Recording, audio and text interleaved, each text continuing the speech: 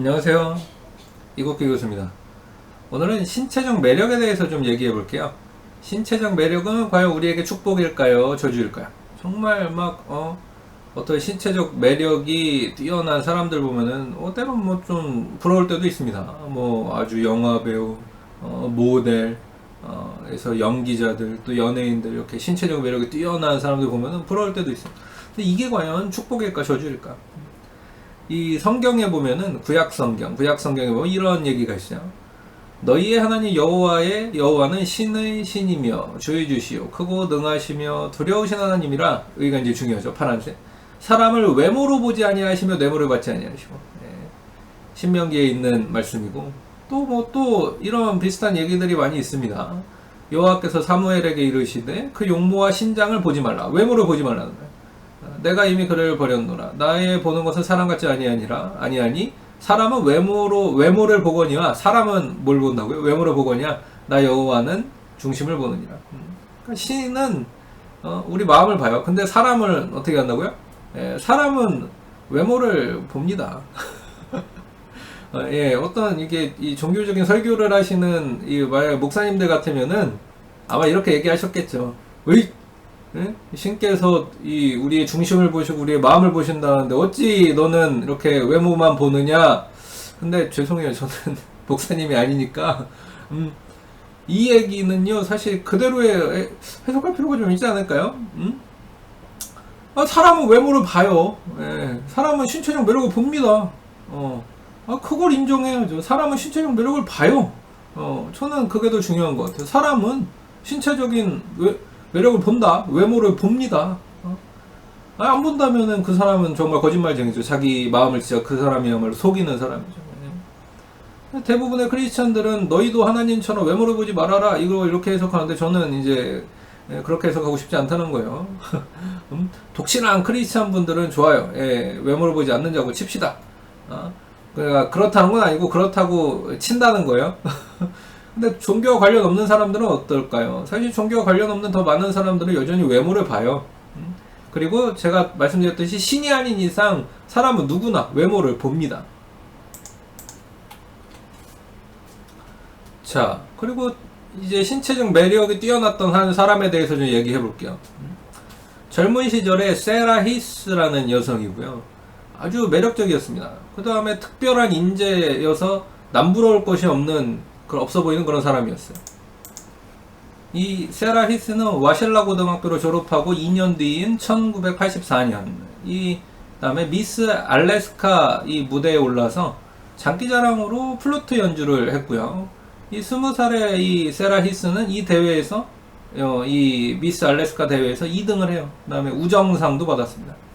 그리고 이 세라 히스는 이 아이다호 대학교에서 언론학으로 학위를 받고, 그 다음에 알래스카로 돌아와서 앵커리지의 이 KTUU-TV가 있어요. 여기서 이제 스포츠 방송 앵커로 일도 했습니다. 그러니까 커리어를 잘 쌓아온 거죠. 그 다음에 고등학교 시절 남자친구였던 이 토드 페일린과 결혼을 하고요. 결혼을 한 후에는 시의회의 의원이 됐어요. 그러니까 우리나라만 국회의원, 국회의원이 된 거예요.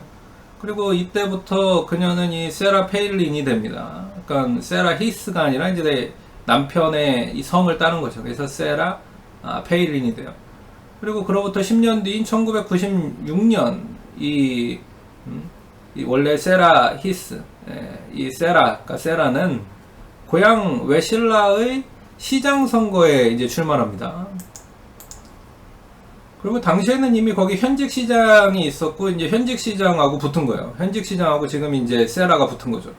근데 이 선거에서 이 현직 시장을 200표 차 이상으로 이기고 당선이 됐어요. 이 인구가 5,500명인 마을에서 이제 선거를 했는데 200표 차 이상으로 이기고 당선이 됩니다. 그리고 그 10년 동안 이 세라는 이 와실라 시장에 또 한 번 당선이 되고요. 그 다음에 이제 알래스카 주정부, 이 주정부에 어떻게 보면 또 중요한 요직을 차지하는 이 진출하는 사다리를 오르기 시작하죠. 그 다음에 2006년에 이 세라는 알래스카 최초의 여성 주지사가 마침내 됩니다. 대단하죠.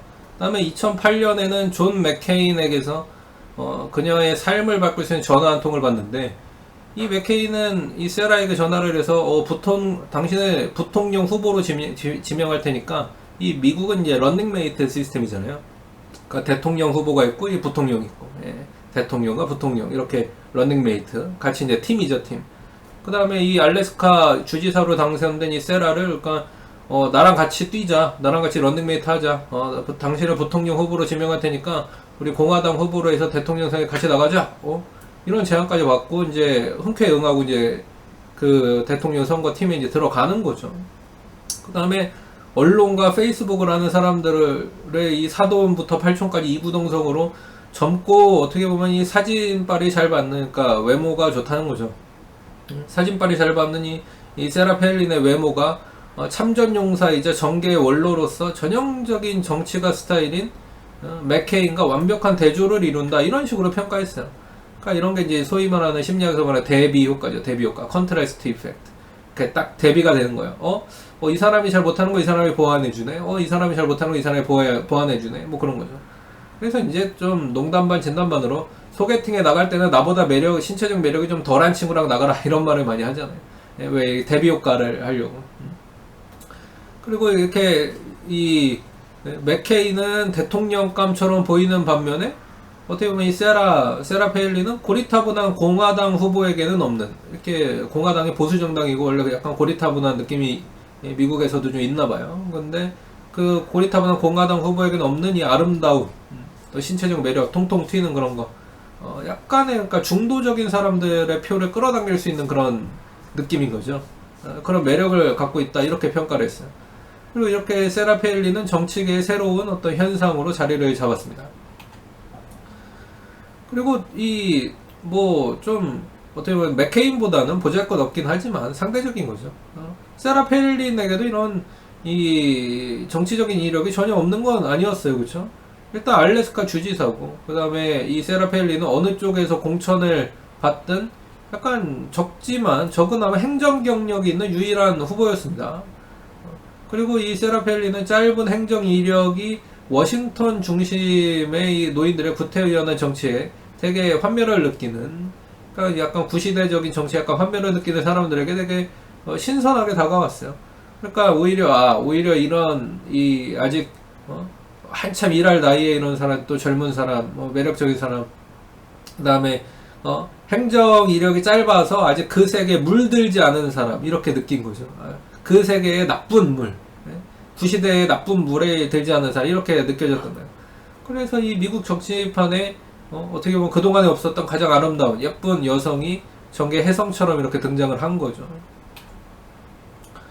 그다음에 토드 퍼넘이라는 이제 이 평론가 이제 작가가 허영의 시장에서 이렇게 썼어요.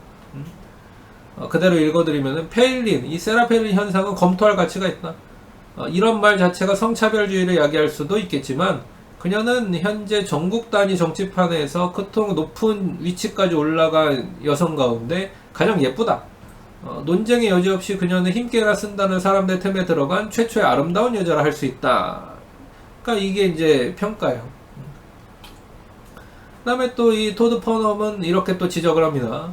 이처럼 페로몬 넘치는 현실은 축복이자 저주다. 그러니까 이런 신체적인 매력은 축복이기도 한데 저주이기도 한다, 이런 얘기죠.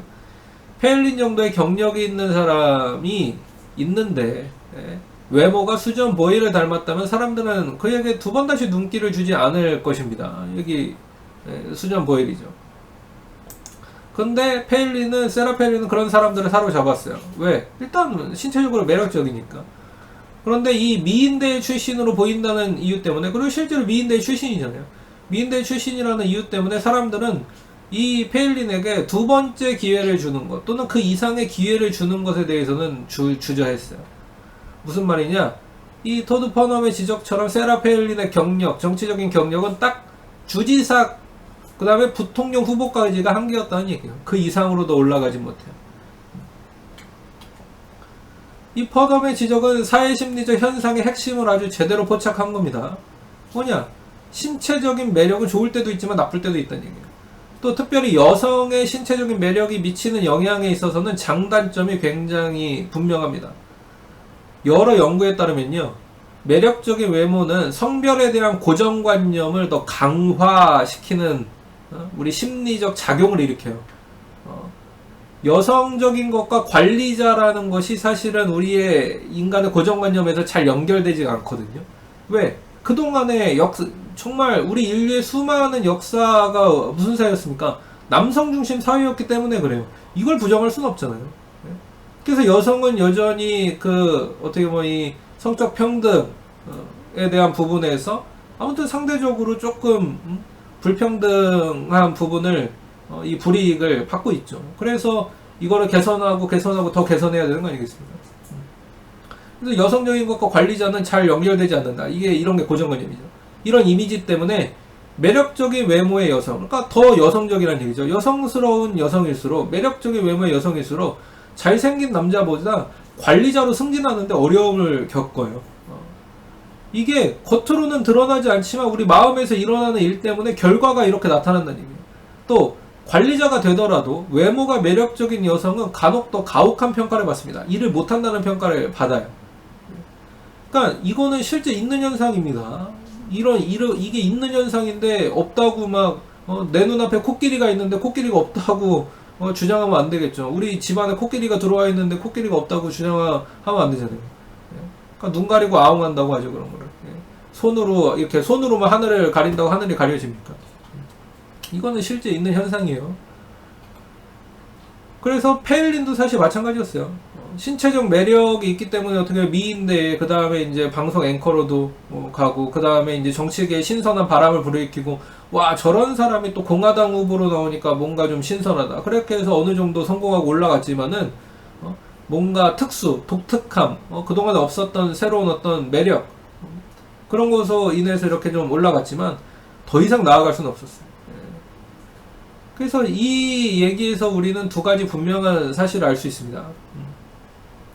일단 첫째,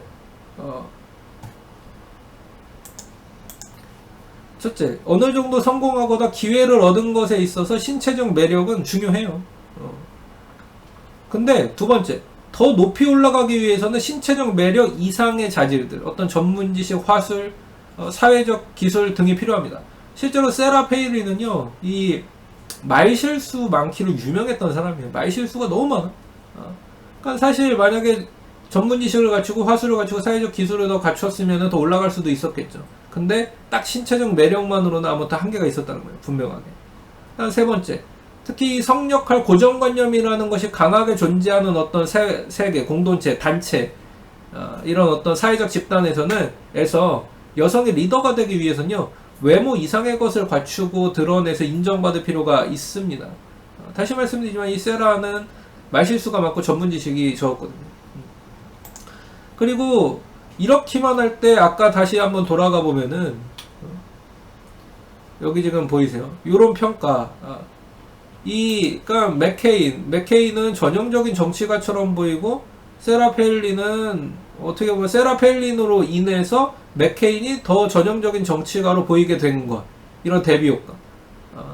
이런 대비 효과가 나타나는 이유도 어떻게 보면은 신체적 매력 때문이라고 볼 수 있죠. 신체적 매력, 이 여성의 신체적 매력이 성역할 고정관념을 되게 막 부추기니까, 저런 어떤 여성하고 팀메이트가 돼서 서 있는 이 남성. 그러니까 그동안에 어떻게 보면은 정치적인 활동을 주로 해오는 거는 남성이었기 때문에. 이 남성이 상대적으로, 그러니까 대비 효과에 의해서 더 어떻게 보면 정치를 잘할 것 같이 보이는 거예요. 그러니까 그런 효과를 노리는 것에 좀 나쁘게 얘기하면 약간 이용당한 거죠, 이 세라펠리. 그리고 사실 그 이상으로 그러면 치고 올라가려면 어떤 전문적인 지식과 말실수를 줄이고 정치가다운 어떤 능력과 이 정세, 형세, 이런 것들을 분석하는 능력, 그 다음에 이렇게 말도 좀 조리 있게 잘하고 과학적인 근거에 의해서 뭔가 얘기하고 논리적인 거를 잘 갖춰서 얘기하고 이런 것들을 갖춰야 되는데 그거러지 못했거든요. 그래서 아까 또 말한 이 토드 퍼넘이 얘기한 거, 그래서 사람들이 두 번째 기회를 주는 거, 그 이상, 주지사 그 이상, 또 부통령 그 이상의 기회를 주는 것은 주저한 거예요. 왜? 어떻게 보면은 그냥 사람들이 생각할 때 이 신체적인 매력이 뛰어난 여성이 그 이상의 것을 보여주지 못했기 때문에 주저한 거죠. 근데 그 이상은 아닌 것 같아. 여기까지는 기회를 줄 수 있는데 그 이상 올라가는 거에는 조금 아닌 것 같아. 여기까지인 것 같았다. 뭔가 한계를 딱 정해놓은 거야. 그러니까 이런 측면에서 봤을 때 신체적 매력은 다시 말하면 축복이기도 하지만 저주이기도 합니다. 그래서 신체적 매력만 있어서는 안 된다는 얘기예요. 뭔가 우리는 전문적인 지식도 있어야 되고 화수도 갖추고 사회적 기술도 갖추고 건강관리도 잘하고 또 이런 정치적인 거 하려면 여기는 제가 손을 쳐놨지만 윤리 도덕적인 어떤 검증도 피해갈 수 없지 않습니까? 그런 부분에서도 자신을 잘 관리하고 SNS 같은 데서도 글 하나 쓰더라도 참 말을 잘 골라서 조심 있게 쓰는 이런 것들도 연습하고 훈련하고 그런 것들이 굉장히 필요하겠죠. 또 뭔가 이렇게 기자들의 질문에 대해서 답변할 수 있는 그런 능력. 순간적으로 어떤 기자가 당황할 수 있는 질문을 했을 때도 유연하게 대처할 수 있는 능력. 농담으로 잘 받아 넘기고 유머러스하게 잘 넘어갈 수 있는 그런 능력. 그런 것들이 다 이렇게 갖춰야 되거든요. 어떤 정치가로서의 품격. 그러니까 이 어떻게 보면은 이런 부분을 골고루 잘 갖추지 않은 신체적 매력은 일정 수준까지는 축복일 수도 있지만 그 이상 못 올라가게 하는 저주일 수도 있다. 네. 자, 이렇게 해서 신체적 매력이 뛰어났던 여성 리더 세라 펠린 얘기를 좀 해봤습니다. 네, 그러면 또 다음에 또 뵙도록 하죠. 마치겠습니다. 감사합니다.